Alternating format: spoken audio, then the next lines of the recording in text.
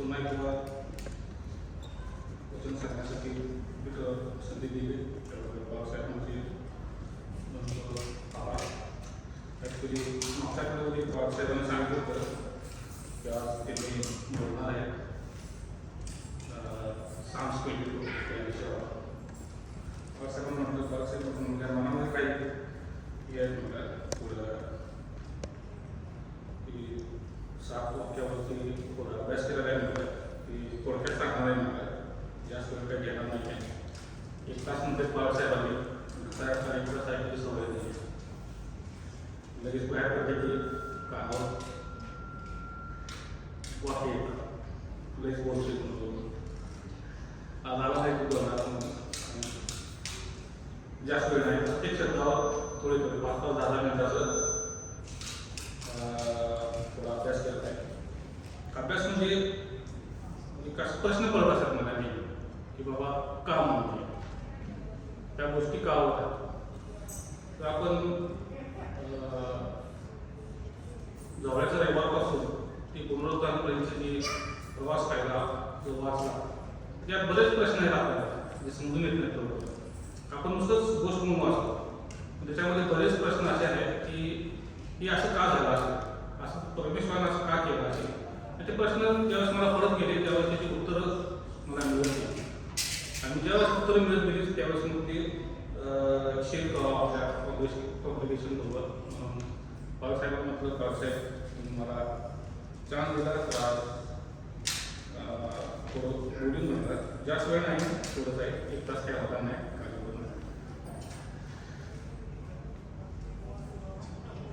वचनामध्ये जाण्यासाठी थोडी प्रार्थना करा. हे आमच्या कर्माने मानाचा सैनिक परमेश्वरा ही वेळ करू तुझी लास्ट त्यावेळी उपवास करत आहे करू.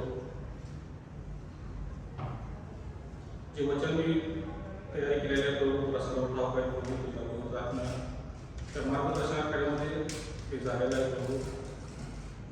माझ्या मुखाचा ताबा तो घे प्रभू, हृदयाचा ताबा तो घे प्रभू. कुठलेही अपशब्द माझ्या मुखातून येऊ देण्यास करतो. ही मेसेजची वेळ प्रभू तू आपल्या हातामध्ये घे. सर्व वेळ तुला शकतो किंवा पेन म्हणून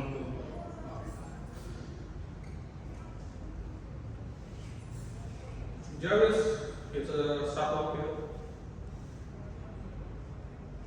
sayings of Jesus on the cross and its mystery मध्ये जास्त जाणार आहे.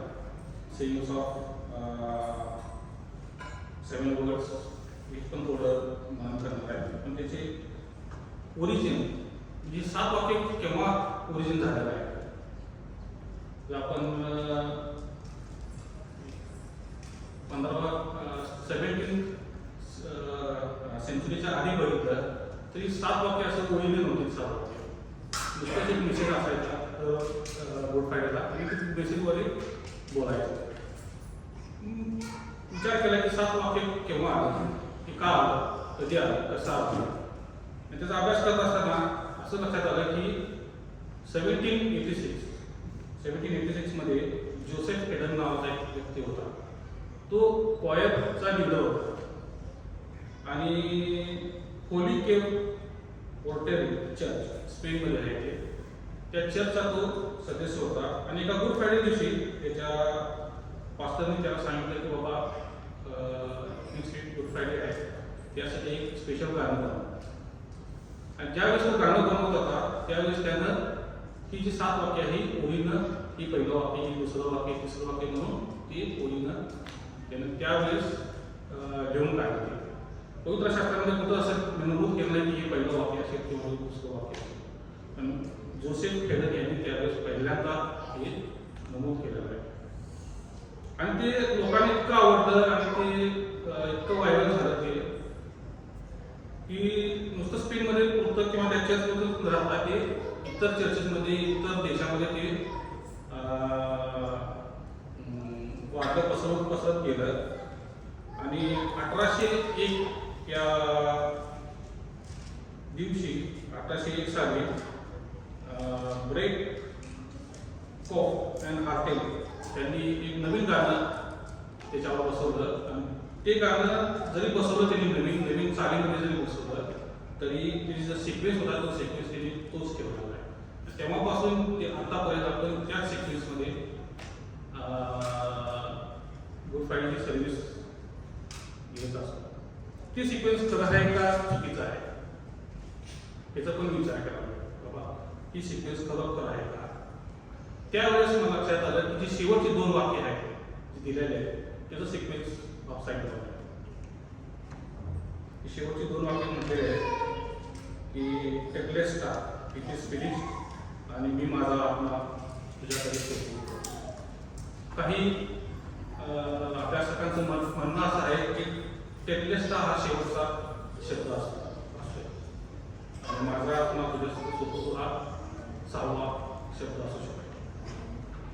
पण जे रूढी परंपरेमध्ये गाठलेलं आहे ते आपण आजपर्यंत तीच रूढी परंपरा फॉलो करत आलेला आहे. त्यात 6व्या आणि 7व्या शब्दावरती नंतर आपण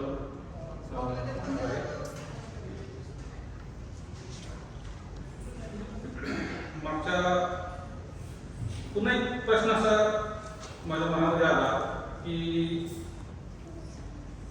परमेश्वराने आपला एकुलता एक पुत्र त्याचं होमार्पण किंवा बळी देण्याचं ठरवलं होतं. ज्यावेळेस ती बळी द्यायचं ठरवलं त्यावेळेस गोलगोथा हाच टेकडी का त्यांनी निवडला असेल. तिचं जर आपण लोकेशन जर पाहिलं तर तिथं 3 टेकड्या आहेत आणि त्याचे 2 टेकडे फार सुंदर आहेत आणि गोलगोथा जी टेकडी आहे ती सगळ्यात पूर्वपादी तिथं काही सुद्धा उगवत नाही. त्याला स्कल माउंटन ऑफ स्कल असं म्हटलेलं आहे गोलगोथा टेकडीला. मी विचार करतो बाबा परमेश्वराने इथंच का. त्याचे विचार करत असताना त्याचे 2 आन्सर मला सापडलेले. एक मागच्याकडे पास्टर जुनीकर यांनी जो संदेश दिला होता त्याच्यामध्ये त्यांनी त्याचं उत्तर दिलं होतं. आपल्याला समजलं का नाही माहीत नाही पण त्याचं उत्तर असं होतं की अब्राहम आणि इसाक ज्यावेळेस परमेश्वराने म्हटले इसाकाला की तो अब्राहमाला म्हटले की तो इसाकाचा बळी दे माझ्यासाठी. त्यावेळेस त्याला सांगितलं होतं की अमोन ह्या नगरामध्ये जा. उत्पत्तीचा 22वा अध्याय आहे. अमोन ह्या नगरामध्ये जा तर मी सांगितल्या टेकडीवरच तू त्याचं बळी दे म्हटलेला आहे. आणि ज्यावेळेस अमोन या शहरावरती अभ्यास केलं तर असं लक्षात आलं की येरुशलेमची स्थापना या अमोन या शहरामध्ये झाली. पुढे जाऊन ते अमोन जी शहर आहे त्याच्या बाहेरच्या बाजूस ती टेकडी आहे. ते एक पहिलं उत्तर आहे. दुसरं उत्तर असं आहे की दावीद राजा ज्यावेळेस त्यानं गोलियतचा वध केला त्यावेळेस त्याने त्याची गुंडी कापून आपल्याला असं म्हटलं धरापासून वेगळं केलेलं आहे मोठ्या. आणि दुसरा शेगोरमध्ये आपण पुढे जाऊन वाचलं की ज्यावेळेस तो राजा झाला त्यावेळेस त्याने येरुशलेम ही आपली राजधानी म्हणून स्थापन केली आणि तिथं त्यानं पुढे जाऊन गोलियतचं जे शिर आहे ते त्या टेकडीमध्ये खोदलेलं आहे असं आपल्याला वाचण्यात येते. गोलियतचं जे शिर आहे ते त्या टेकडीमध्ये जाऊन खोदलेलं आहे. ह्याचा आणि इतर काय संबंध आहे तर उत्पत्ती याचा 3रा अध्याय आणि 15वा वचन जर तुम्ही वाचलं ते परमेश्वरानं सगळ्यात पहिली जी प्रॉमिस आहे आपल्याला दिलेली आहे. पहिलं प्रॉमिस उत्पत्ती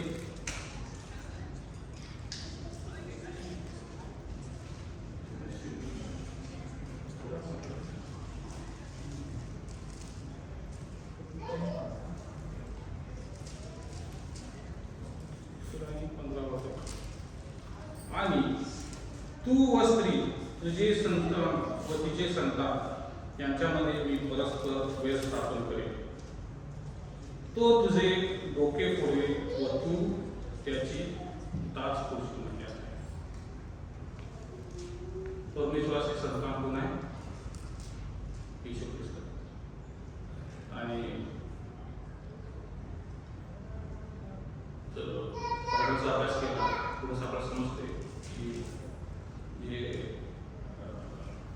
राक्षस म्हटलेले आहेत. तर एक गोलियत त्या राक्षसमधला एक माणूस होता. हे राक्षस कोण होते तर सैतानाची संतान म्हणतात राक्षसाला.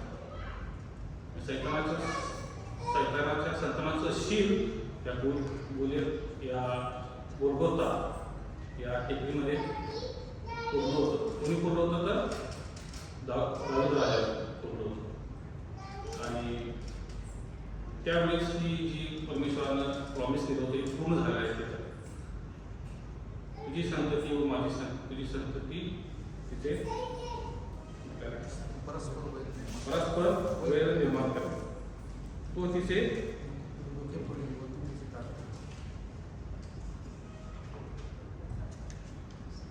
तो तुझे डोके फोडेल.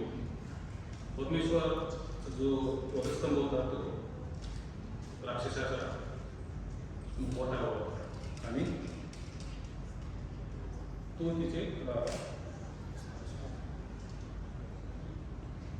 तू त्याचे टाच पोचले म्हणतात. जे परमेश्वराचा आपण फोटो पाहिला कोसावाचा त्याचं खेळ्याखाली प्रदेश करा मारलेले ते चुकीचं आहे. टाच पोचले टाचे खेळ बरंच अभ्यास केला होता. बाळासाहेबांना पण विचारलं होतं या गोष्टीवर. त्यांनी मला बरंच लिटरेचर पाठवलेलं होतं त्याच्यावर बरेच फोटो पण काढलेले होते. तर त्या काळी इथं खेळ मार नसत तर इथे खेळ मार नसत टाच असते ना टाचेच्या भागमध्ये असं धरून भविष्याला पूर्ण करण्यासाठी होते. पूर्ण झाले म्हणजे काही सगळ्या गोष्टी पूर्ण व्हायला पाहिजे. त्यावेळेस अजून बरेच असे प्रश्न होते. प्रश्न पडले की मी सगळ्यात पहिला त्रास बाळासाहेबांना देत असतो. बाळासाहेब एक आहे बाळासाहेब सांगत असतात बऱ्याच गोष्टी. काही गोष्टी माझ्या डोक्याच्या वरून जात असतात, काही गोष्टी समजत असतात. बऱ्याच गोष्टी डोक्याच्या वरून जात असतात असं म्हणतात योग्य होते.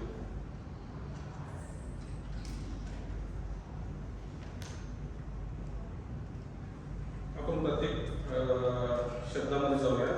जास्त वेळ नाही, प्रत्येक शब्दाचं थोडं थोडं आपण मनन करूया. पहिला शब्द जो आहे हे प्रभू त्यांना क्षमा करतात कारण ते काय करतात त्यांना समजत नाही. आपल्या गुरुवारी दिवशी बरेच 7 सिस्टर्स होते, 7 नवीन वक्ते होते. प्रत्येकाने सुंदर असं मेसेज आपल्याला दिलेले आहे. बरेच लोक पहिल्यांदा बोलणारे होते. काही लोकांनी माझ्यावर डायरेक्ट आरोप केला की आम्हाला माहीत नव्हतं आणि डायरेक्ट मला आमचं नाव टाकलं म्हणून. पण कुणामुळं कुणाचं नाव जात नसते. की परमेश्वराला निवडलेली गोष्टी असतात आणि त्यांच्यामुळे परमेश्वराच्या आज्ञेशिवाय किंवा पवित्र आत्म्याच्या आज्ञेशिवाय कुठल्या गोष्टी घडत नसतात. बरेच लोकांना पहिल्यांदा बोललो म्हणून भीती वाटली असं म्हणत होते. पहिल्यांदा बोललो आम्ही भीती वाटते आम्हाला. तर भीती वाटणं हा पवित्र आत्मा तुमचा ताबा घेतो याचं एक लक्षण आहे. तुम्ही इथे येता बरेच लोक म्हटले की आम्हाला मी विसरतो, आम्हाला भीती वाटत होती. कारण आपण नुसतंच म्हणतो की आपण परमेश्वराला समर्पित झालेला आहे, पण मागं आध्यात्मिक दृष्ट्या पवित्र आत्मा आणि सैतान यांचं युद्ध चालत असतं त्या घटकेवर. त्याच्यामुळे आपल्याला भीती वाटत असते. पण सैतान तुम्हाला असंच 2 मिनिटासाठी किंवा 15 मिनिटासाठी मोकळं सोडणार नाही आहे. देवासाठी तो तुमचा ताबा घ्यायचा प्रयत्न करत असतो. तिथं मग पवित्र आत्मा तिचं सैतानाचं युद्ध होत असतं. त्यामुळे तुमचा आपल्याला हे होतं पल्पिटेशन होत असते. त्यावेळेस घाम सुटतो, पाय रक्त काढतात का तरी पवित्र आत्मा तुमचा ताबा घ्यायचा प्रयत्न करत असतो. आणि ते प्रभू त्यांना क्षमा कर कारण ते काय करतात त्यांना समजत नाही. बरेचदा आपण क्षमा या गोष्टीवर मनन करत असतो. पण ख्रिस्तान प्रभू इथं क्षमा केली आहे का रिकॉन्सिलेशन समेट जो म्हणतो आपण समेट केलेला आहे. क्षमा करणं फार सोपी गोष्ट आहे असं बघायला गेलं तर. आपण जर त्याचा अभ्यास केला तर क्षमा करणं फार सोपी गोष्ट आहे. कारण क्षमा करायला एक व्यक्ती फक्त लागतो. समजा आशिकनं काही चूक केली असेल, तुम्ही मला सॉरी म्हणा, माझ्या मनात त्यानं ते चूक केलेल्या गोष्टी माझ्या मनात खायला झाल्या, होय मला नाही जा म्हणा त्याला, आणि पुन्हा त्याच्याबरोबर व्यवस्थित बोलणार नाही, त्याच्याबरोबर जो रिलेशन पहिल्यासारखं होतं ते रिलेशन ठेवणार नाही. तर या क्षमेला काय अर्थ करणार नाही. क्षमा करायला फक्त एक व्यक्ती काफी असते. पण समेट जी म्हणतो आपण रिकॉन्सिलेशन, माझं मेसेज होता क्षमा आणि समेटवर, पण त्यावेळेस मी वेकेशनला होतो, नुकतंच आलो होतो आणि दुसऱ्या दिवशी मेसेज सांगितलं तुम्हाला बाळासाहेबांना विनंती केली ड्युटी आहे म्हणून मला. त्यावेळेस थोडं अभ्यास केलं होतं. समेट घडवण्यासाठी ही दोन व्यक्तींची गरज असते. बायलॅटरल अंडरस्टँडिंग असते समेट करायचं म्हणलं. एका व्यक्ती नुसतं क्षमा केलं आणि सोडून दिलं असं नसते, तर समेट घडवून महत्त्वाचं असते. ख्रिस्त ह्या ठिकाणी परमेश्वराची आणि आपली समेट घडवून देत आहे. हे प्रभू त्यांना क्षमा करून देत आहे. त्यांना क्षमा कर. का क्षमा कर? तर त्यांचे जे पाप आहेत, त्यांची जी चुका आहेत, त्यांच्या जे गोष्टी त्यांच्या हातून घडलेल्या आहेत, त्या सर्व मी माझ्या रक्तानं पुसून टाकणार आहे. त्याच्या आधी तुमची पाप पुसली जात नव्हती, त्यामुळे समेट घडत नव्हता परमेश्वराबरोबर. क्षमा व्हायची पण ते तात्पुरतं, टेम्पररी क्षमा असायची. बलिदान दिलं, रक्त म्हणजे पापावर पडलं की फक्त ते झाकलं जायचं. आता तुमची पाप झाकली नाही तर पुसली जाणार आहे. हे प्रभू त्यांना क्षमा कर, कारण ते काय करतात त्यांना समजत नाही. हे जे वाक्य आहे हे त्यावेळेस ख्रिस्तानं जर पाहायला गेलं तर तिथे जे रोमी सैनिक होते त्यांना समजून म्हटलेलं आहे, किंवा जे इस्रायली लोक होते, जास्त करून यहुदी लोकांना समजून असं म्हटलेलं आहे. पण आज जर आपण किंवा की आपल्या आयुष्यासाठी जर घेतलं तर खरोखर प्रभू आपल्या सर्वांना क्षमा आपली आणि त्याच्या पित्याची परमेश्वराबरोबर आपली समेट करून देत आहे. नुसतंच आपल्याला क्षमा करत नाही. आपण किती जरी चुका केल्या, किती जरी पापामध्ये गडलो गेलो, आणि प्रत्येक वेळेस आपण काय करतो, परमेश्वराला क्षमा मागतो. माझ्या हातून एक पाप घडलं, माझ्या हातून एक चुका घडली. परमेश्वराचं दार किंवा परमेश्वराचं जे हृदय आहे ते कायम आपल्यासाठी ओपन असते. का ओपन आहे? तर ख्रिस्तानं आपल्यासाठी तिथं समेट करून आणले आहे. नुसतं क्षमा झाली नाही आपली, तर समेट करून आणले परमेश्वराबरोबर आणि आपले. हे आज आपल्या आयुष्यात आपल्या दैनंदिन जीवनामध्ये हे वाक्य आपण कधी न विसरायला पाहिजे. ते त्यावेळेस घडलं असं नाही आहे ते वाक्य नुसतं. तर आज आपलं सुद्धा आपल्याला हा वाक्य लागू पडत आहे. दुसरं वाक्य जे आहे, आज तुम्हाला बरोबर सुख लोकांमध्ये असशील. Today you will be with me in paradise. Paradise म्हणतात ऐकलं सुख लोक. हे जे ट्रान्सलेशन आहे ते चुकीचं आहे का? ते इंग्लिशमध्ये म्हटलेलं आहे. जर हे जे बायबल कंपाईल केलं तर तिथं म्हटलेलं आहे पॅराडाइज. म्हणजे ओरिजिनल ग्रीक शब्द जर बघितला तर पॅराडाइसिया असा आहे त्याचा शब्द. पॅराडाइजचा अर्थ आहे. बरेच जर आपल्याला काय वाटतं, सुखलोक म्हणजे स्वर्ग आहे. आपण म्हणतो सुखलोकात म्हणजे आपण स्वर्गात झालो. पॅराडाइजचा अर्थ होतो beautiful garden. Beautiful garden. Beautiful garden म्हणजे कुठलं गार्डन म्हटलं तर जो एदन बाग आहे. परमेश्वर ख्रिस्त त्यावेळेस एदन बागेविषयी बोलत आहे. आज तो बरोबर सुखरूप नाही तर you will be with me in paradise. Paradise म्हणजे काय तर इडेन बागेत. जर परमेश्वर ख्रिस्ताला तिथं स्वर्गाविषयी बोलायचं असलं तर स्वर्गाला तिथं अरबीमध्ये दुसरा शब्द आहे शमाई. शमाई म्हणजे स्वर्ग आहे, हेवन म्हटलं जातं. तिथं शमाई हा शब्द न वापरता त्यानं पॅराडिसिया हा शब्द वापरला. पॅराडिसिया म्हणजे गार्डन ऑफ एडन. ज्यावेळेस पहिला आम्हाला पाप केलं म्हणून स्वतःच एडन बागेतून ज्यावेळेस बाहेर काढण्यात आलं त्यावेळेस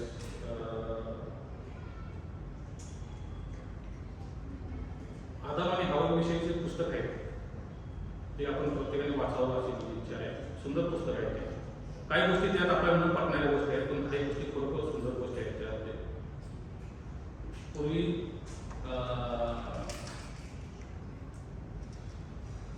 इसाई लोकांमध्ये त्याच्यामध्ये पुस्तक आहे की त्याचा अभ्यासाचा एक भाग असायचा. जर पूर्वीच्या बायकाचं टोटल जर आपण रिलिजियस बुक्स जर बघितले तर टोटल 118 पुस्तक आहेत. जसं बायबलमध्ये 118 पुस्तक आहेत.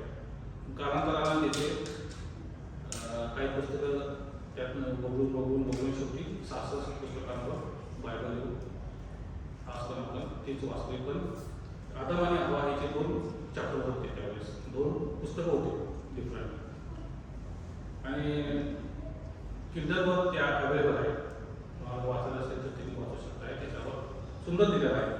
त्यावेळेस आदम आणि हवाला परमेश्वरानं एडन बागेतून बाहेर काढलं त्यावेळेस आदामाला फार वाईट वाटत होते या गोष्टीविषयी.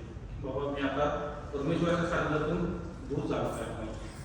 आणि तो 40 दिवस दररोज त्या एडन बागेच्या गेट जवळ येत होता की आज माझं परमेश्वराचं मन पलटी होईल आणि पुन्हा मला तो एडन बागेमध्ये 40 दिवस दररोज तिथे येत होता. आणि 40 दिवस दररोज तिथे येत असताना सैतान हे पाहत होता. परमेश्वराची एक ठराविक वेळ असायची तो एडन बागेमध्ये यायचा, तो निघून जायचा.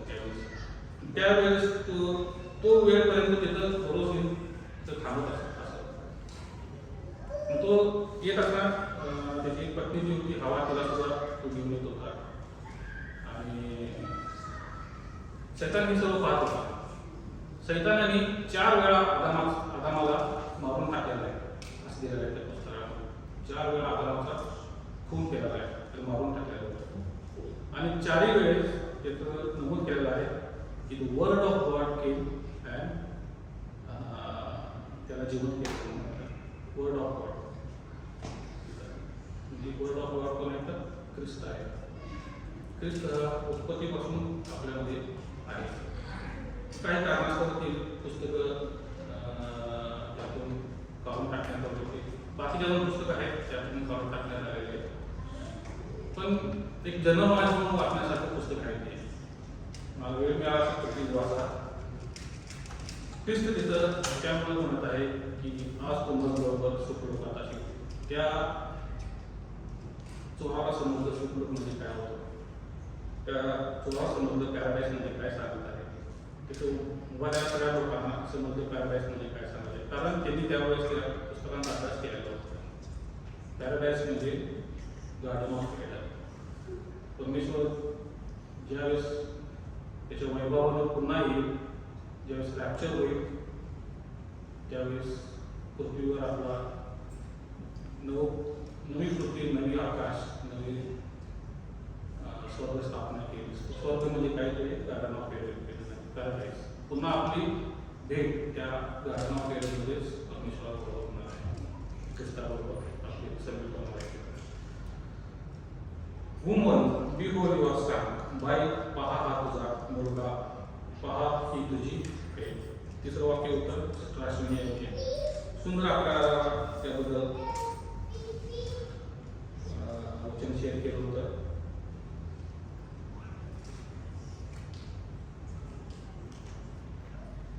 असं वाटलं नाही सिस्टम त्यावेळेस की फर्स्ट टाइम त्याने वचन शेअर करत आहे.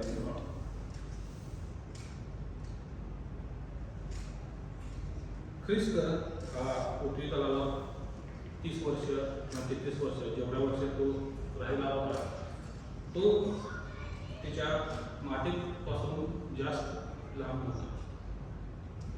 बरेच काळ त्यानं आपल्या मातेबरोबर व्यतीत केलं होतं. पहिलं चमत्कार सुद्धा त्याच्या आईच्या सांगण्यावरूनच झाला होता. आणि आता त्याला ही पृथ्वी ही जे जग आहे हे सोडून पुन्हा आपल्या पित्याकडे जाण्याची वेळ आली. जायच्या आधी तो आपलं काय करत आहे, आपल्या आईची काळजी घेत आहे आणि तिला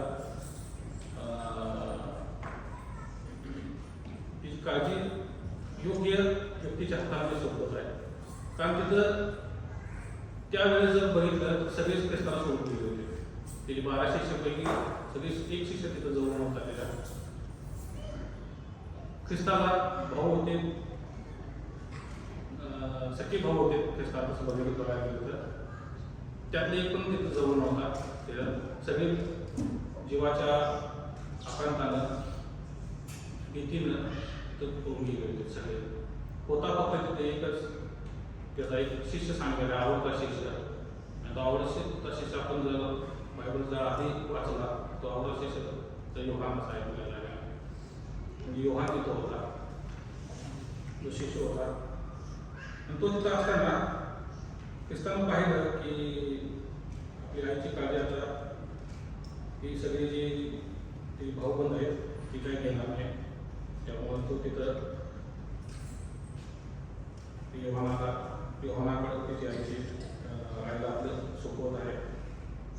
हे जर आत्ताच्या युगामध्ये जर आपण रिप्रेझेंट करायचं म्हटलं तर ती तिची आई आहे किंवा मरियम तिचं नाव आहे ते चर्च रिप्रेझेंट करते. आणि तो त्याचा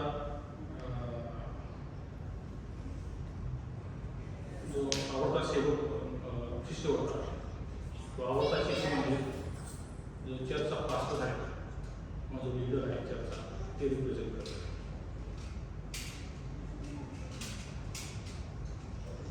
ख्रिस्त जायच्या सुद्धा आपल्या मंडळीला योग्य माणसाच्या हातामध्ये योग्य व्यक्तीच्या हातामध्येच घेऊन गेलेला आहे. जो चर्च आहे त्याची निवड ख्रिस्ताकडून तिथं तो पास्टर आहे त्या चर्चचा पास्टर ती निवड ख्रिस्ताकडूनच झालेली आहे. आणि ख्रिस्ता म्हटल्याने मी येऊपर्यंत माझ्या मंडळीची सांभाळ करून म्हटलेला आहे, योग्य रीतीने सांभाळ करून म्हटलेला आहे. बाळासाहेब बरं तर मला सांगा माझं शेवटचं वर्ष आहे, मी जाणार लवकर जावं नंतर. पण बाळासाहेबांना म्हणणं आहे की जी सर्व वाक्यावर जाऊन करा आम्हाला लवकर जाऊन तुमच्या हातामध्ये चिरा दिलेला आहे. बाळासाहेब माझ्या देवा तू माझा त्याग का केला. एलोही लमा सबक करते. त्याविषयी ॲक्च्युली बाळासाहेब हे बोलणार आहेत. Psalms 22 22वां स्तोत्र आहे जे आता आपण वाचलेलं आहे. बाळासाहेब त्याच्यावर आपल्याला वचन शेअर करणार. ह्याच्यावर मी जास्त काही बोलणार नाही, थोडक्यातच बोलतो. एलोही लमा सबक करते म्हणजे माझ्या देवा तू मला त्याग करते. हे जर आपण बघितलं तर स्तोत्र 22 आहे. स्तोत्र 22 जे आहे ते त्याविषयी ते बोलत आहे. आता तिथं बरेच जण म्हणतात की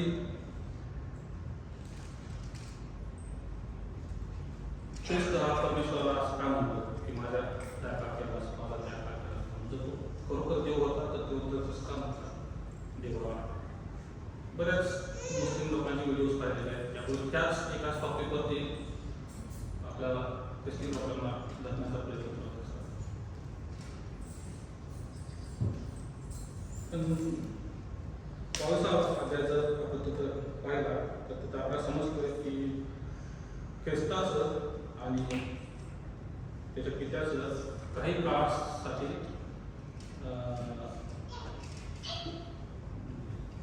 परमेश्वर त्याच्या पुत्रापासून विभक्त होता काही काळामध्ये. किती दिवसाचा काळ होता?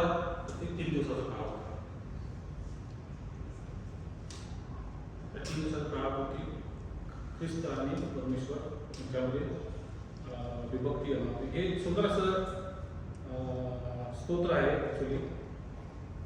आणि हे स्तोत्र प्रभात धारणी ह्या रागावर आधारित आहे. म्हणजे आपण इंडियामध्ये जर बघितलं तर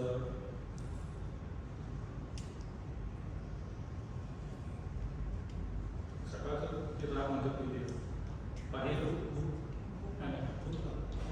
बाहेर हा बाहेर त्या रागावर ठीक आहे बाहेर तर आपण आपल्या ह्याच्यामध्ये बाहेर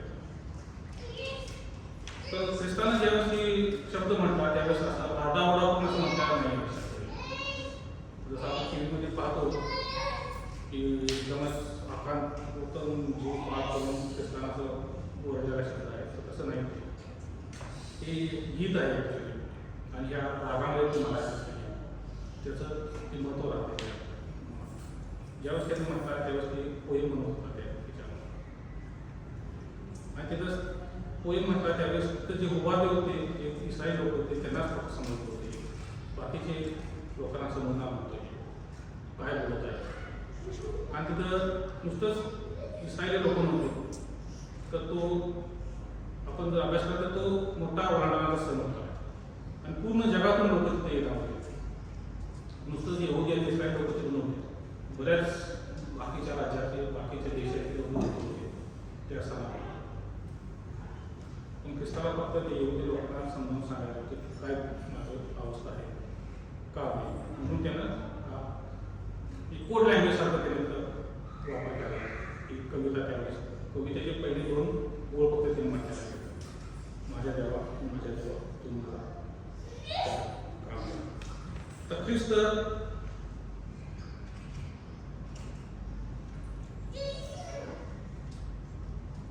परमेश्वराला सोडून कुठं जाणार होता तर शोध किंवा हातीत जे म्हणतात आहे आपण काय म्हणतो की नर्क म्हणतात आहे. तर नर्क जुन्या काळामध्ये नाही त्याला शोध किंवा हातीत असं म्हणतात आहे. शोध किंवा हातीत काय आहे तर तिथं स्वर्ग आणि नर्क दोन्ही एकत्र होते.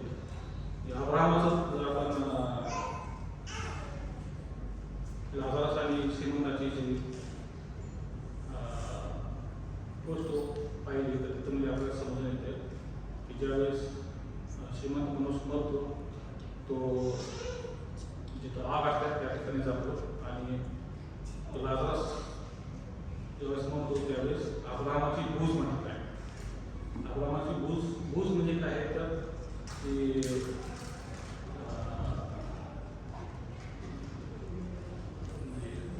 चेस्ट कॅव्हिटी जे पाकळी म्हटलं जाते ओराशी भूज अब्राहमाच्या ओराशी जाऊन बसलेला आहे.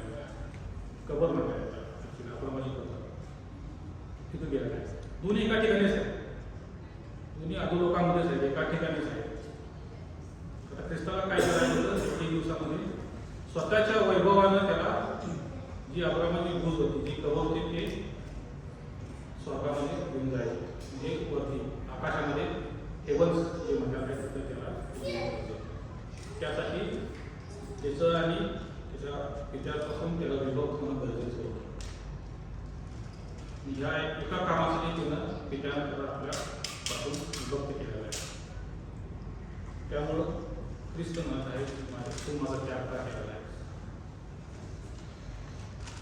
पावसाहेब आपल्याला ह्याबद्दल जास्त सांगणे पुढचा प्रयत्न असा आहे त्याच्या पुढच्या आठवड्यात. कारण पुढचा आठवडा मायवारचा दिवस आहे. मला तहान लागली आहे. मला तहान लागली आहे याचं जर आपण थोडं मनन केलं तर ही एक प्रोसेस आहे. प्रोसेसचा एक भाग आहे. बघायला गेलं तर तहान लागली. ख्रिस्त हा वधलेला पोकरा आहे आपल्या सर्वांना माहीत आहे. आणि पोकरा वधायच्या आधी त्याच्या मुखामध्ये पाणी देतात. जर कोशर आपण जर ख्रिस्ती लोकांना बघितलं तर आपण कोशर ही पद्धत आहे जी कोकार बांधण्याची पद्धत, आणि मुस्लिम लोकांची बघितलं तर हलाल म्हणतात त्याला. हलाल हा शब्द बायबलमध्ये एकदा वापरलेला आहे आणि तो सैतानाला रिप्रेझेंट करतो. ज्यावेळेस आपण हलाल म्हणतो त्यावेळेस तो सैतानाला अर्पण केलेली गोष्ट असते. यशायाचा 14वा अध्याय 12 वचनामध्ये सैतानाला हिलाल म्हणतात आहे. हिलाल मराठीमध्ये बघितलं तर प्रभात पुत्र असं म्हटलं आहे. प्रभात पुत्र जुन्या बायबलमध्ये प्रभात तारा होता. प्रभात तारा ख्रिस्ताला पण म्हटलेलं होतं आणि सैतानाला सुद्धा म्हटलेलं होतं. ज्यावेळेस जे बायबलचे प्रिंटर होते त्यांना ही गोष्ट लक्षात आली, त्यावेळेस नवीन बायबल ज्यावेळेस त्यांनी प्रिंट केलं त्यामध्ये त्यांनी ती चूक सुधारली आणि प्रभात पुत्र हा शब्द तिथं वापरलेला असलेल्या बायबलमध्ये. यशायात 14वा अध्याय 12 वचनामध्ये तर तिथं हेब्रूवर शब्द जर बघितला तर त्याचा अर्थ हिलाल होते. तर ख्रिस्त हा वधलेला कोकरा आहे आणि तो वधलेला कोकरा जर पूर्ण नियमानुसार पूर्ण जी रूढी परंपरा होती इस्रायल लोकांच्या त्याच्याप्रमाणे जर तो वधायचा असेल तर त्याच्या मुखामध्ये पाणी टाकणं गरजेचं होतं. पण स्तोत्र 59 मध्ये नमूद केलेलं आहे की मी तुमच्याकडे पाणी मागितलं पण तुम्ही माझ्या मुखामध्ये आमचा रस गाठून म्हटलेला आहे. आणि ते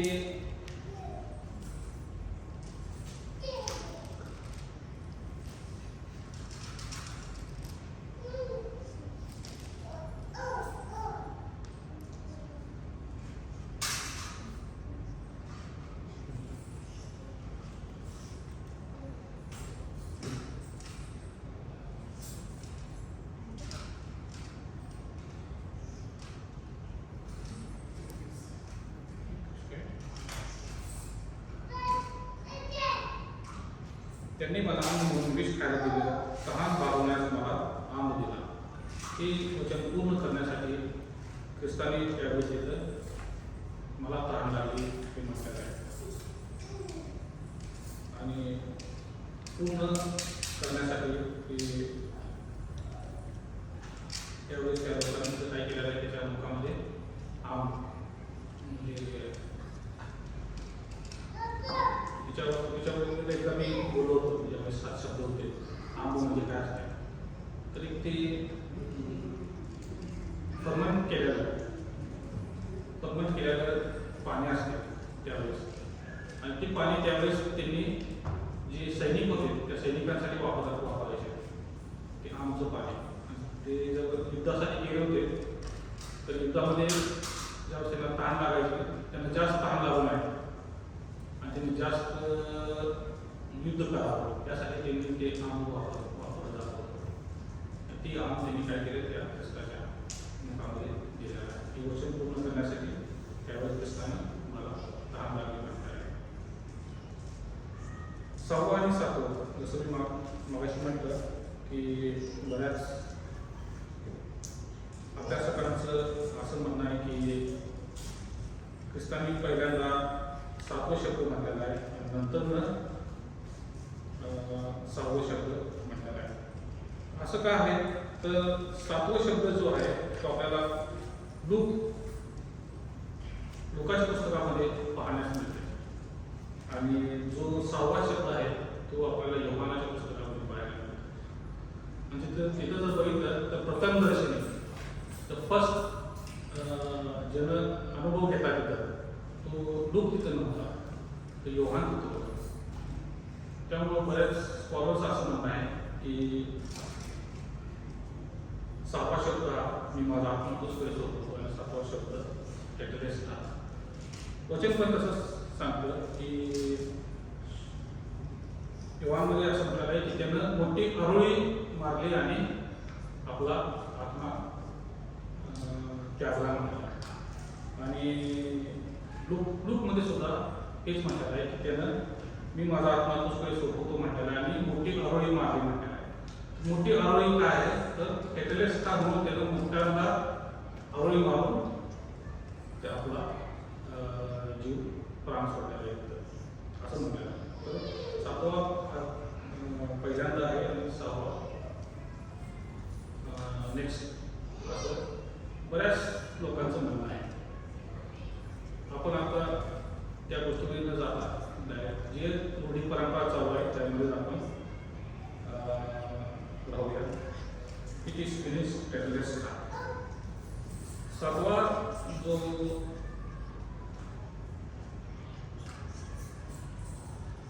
शब्द आहे तो मी माझा आत्मा तुझ्या हाती सोपवतो असा आहे.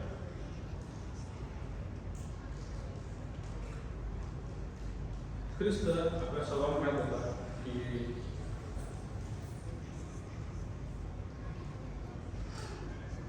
हा जो आत्मा ख्रिस्ताला मिळाला होता हा मनुष्याचा आत्मा होता. दैविक आत्मा नव्हता. मनुष्याचा आत्मा परमेश्वरानं त्याला दिलेला होता. त्याचा जर जन्म आपण पाहिलं तर मरियमच्या पोटामध्ये ज्यावेळेस परमेश्वराच्या कृपेमुळे तो झालेला होता. पण जो आत्मा जो होता तो मानवी आत्मा होता. मानवी शरीर होतं, मानवी आत्मा होता पाहायला गेलं. आणि तो आत्मा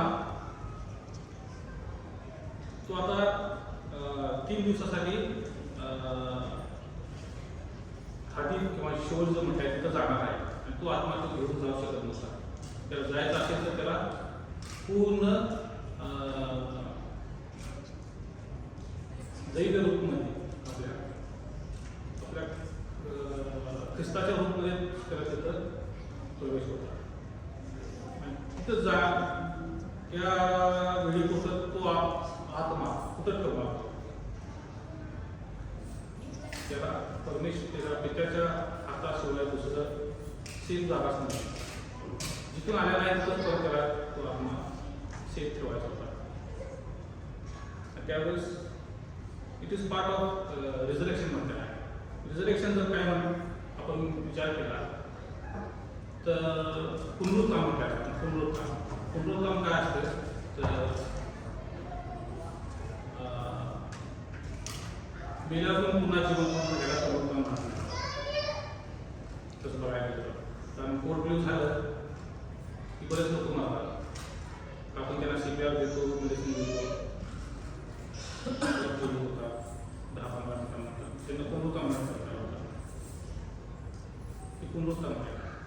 पुनरुत्थान म्हणजे काय की ज्यावेळेस आपण पूर्णपणे मयत झालेला होता आणि ज्यावेळेस तो पुन्हा उठला त्यावेळेस तो जो आत्मा मानवी होता त्या मानवी आत्म्यामध्ये उठला आणि तसंच आपल्या दैविक आत्म्यामध्ये सुद्धा तो उठलेला आहे. दोन्ही आत्म्यामध्ये उठलेला आहे. त्याला पुनरुत्थान म्हटलेलं आहे. एकच पुनरुत्थान आतापर्यंत जगामध्ये फक्त ख्रिस्ताचं झालेलं आहे. दुसरं कुठल्या व्यक्तीचं पुनरुत्थान झालं. काही लोक असतात दिवस बघायचे आहे मी स्वतः जाऊन मी मेल्यानंतर एक हिंदी फिल्म हिरो पण आहे त्यानं तुझं म्हणता होता मेलो आणि मी स्वतः हिरो होतं असं असं पाहिलं तिथं सगळं स्वतःला आहे खोटं आहे. पुनरुत्थान फक्त ख्रिस्ताचं झालेलं आहे. जेव्हा पुनरुत्थान झालं त्या मानवी शरीरामध्ये झालेलं आहे तसं पुनरुत्थान ते मानवी आत्म्यामध्ये झालेलं आहे. तसंच ते दैविक आत्मा दोन्ही गोष्टीमध्ये त्याचं पुनरुत्थान झालेलं आहे. आणि ज्यावेळेस तो पुन्हा येईल त्यावेळेस त्या तिन्ही गोष्टीमध्ये तो येणार आहे. कारण जर नुसतंच तो दैवी आत्मा घेऊन आला तर आपण त्याला पाहणं कठीण होणार आहे. कारण तो परमेश्वर आहे. जुन्या काळामध्ये आपण पाहिलं मोशे आणि परमेश्वराचे जे मोशेला मोशे परमेश्वराला पाहू शकत नव्हता कारण त्याचं तेज एवढं स्ट्रॉंग होतं. त्या त्याच्यामध्ये तो पुन्हा येणार आहे, पण येताना तो मानवी शरीरामध्ये आणि मानवी आत्म्यामध्ये सुद्धा येणार आहे. कारण त्यावेळेस आपण त्याला संकेत घालणार आहे, त्यावर बोलणार आहे. ही थोडक्यात मी 7 वाक्याविषयी जरा अभ्यास केला होता. अजून बरंच आहे, पण मनवेच्या भीतीपोटी जरा 7 वाक्यात का बोलणार ख्रिस्ताना, ते सुद्धा एक प्रश्न करण्याचं कारण आहे. 7 वाक्याच का, 6 वाक्य सुद्धा बोलू शकला असता, 5 वाक्य सुद्धा किंवा 8 वाक्य सुद्धा बोलू शकला असता. 7 हे सर्वांना माहीत आहे आपल्याला की परफेक्शनचा आकडा आहे, कम्प्लिशनचा आकडा आहे. परमेश्वरानं 7 दिवसामध्ये आकाश आणि पृथ्वी बनवलेले आहे.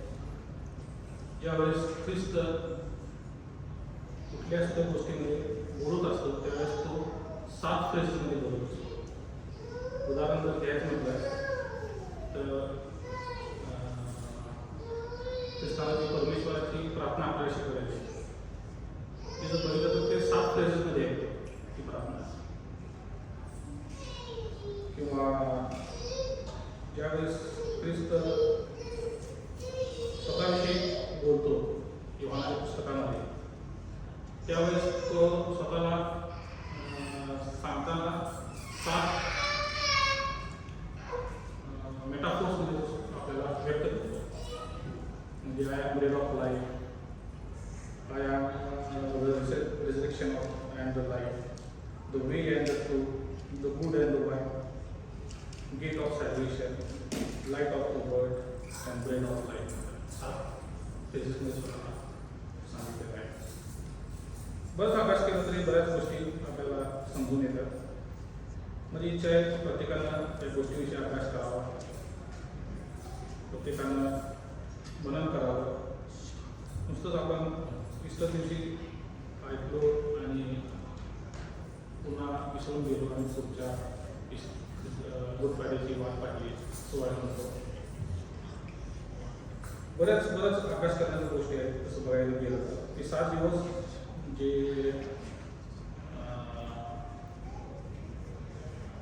जवळच्या लेवलपासून ते पुनरुत्थानपर्यंतचे जे दिवस आहेत त्याचा जर अभ्यास केला की आता जे आपण परंपरा पावते ती चुकीची परंपरा आहे. असं बघायला गेलं पुनरुत्थानचा दिवस जर पावतो तो बरोबर आहे बघायला, पण जे गुड फ्रायडे पावतो किंवा त्याच्या आधीचे जे दिवस पावतो चुकीचे आहे. एक वेळा आपण बाळासाहेबांना रिक्वेस्ट केली होती की ते फीस जे आहे त्यांना समजावून सांगा.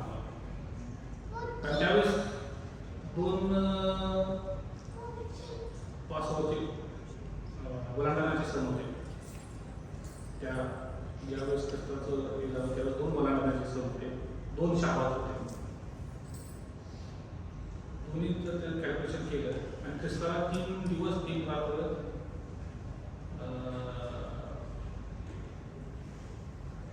त्याच्यामध्ये राहणं गरजेचं होतं. जर इट इज फिनिश पूर्ण झालं आहे हे जर वचन पूर्ण व्हायचं असेल तर ख्रिस्ताला 3 दिवस 3 रात्र राहणं गरजेचं होतं.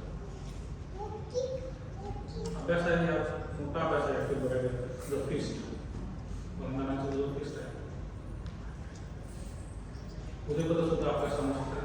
मला आठवतं की त्यांच्याकडे या गोष्टीविषयी अभ्यास आहे फिस्टविषयी. तर त्या फिस्टचा अभ्यास बाळासाहेब किंवा उदयबद्दल किंवा प्रवीणबद्दल कोण पण असेल त्यामुळे त्या फिस्टमध्ये थोडं घेऊन जावं. कारण शेवटची 2 फिस्ट पूर्ण बाकी आहेत. 3 फिस्ट पूर्ण बाकी आहेत. आणि जोपर्यंत 3 फिस्ट होत आहे तोपर्यंत आपलं आणि ख्रिस्ताचं समजतो. अशा आहे की सांगितलं थोडं तर समजत असेल लोकांना. मला प्रार्थना करा ते आमच्या परमाने माणसाचे परमेश्वर